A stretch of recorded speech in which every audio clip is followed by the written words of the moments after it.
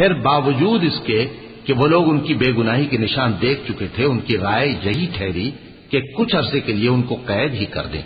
اور ان کے ساتھ دو اور جوان بھی داخل زندہ ہوئے۔ ایک نے ان میں سے کہا کہ میں نے خواب دیکھا ہے، دیکھتا کیا ہوں کہ شراب کے لیے انگور نچوڑ رہا ہوں۔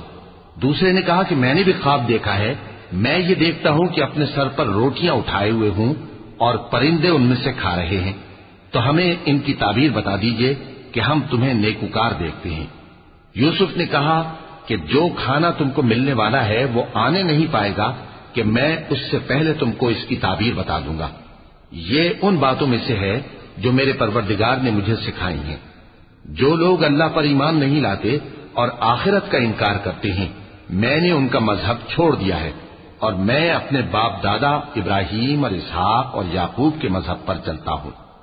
ہمیں شایع نہیں ہے کہ کسی چیز کو اللہ کے ساتھ شریک بنائیں، یہ اللہ کا فضل ہے ہم پر بھی اور لوگوں پر بھی، لیکن اکثر لوگ شکر نہیں کرتے۔ اے میرے قید خانے کے رفیقو، بھلا کئی جدا جدا آقا اچھے یا اللہ جو اکیلا ہے سب پر غالب ہے؟ جن چیزوں کی تم اللہ کے سوا پرستش کرتے ہو وہ صرف نام ہی نام ہیں جو تم نے اور تمہارے باپ دادا نے رکھ لیے ہیں، اللہ نے ان کی کوئی سند نازل نہیں کی۔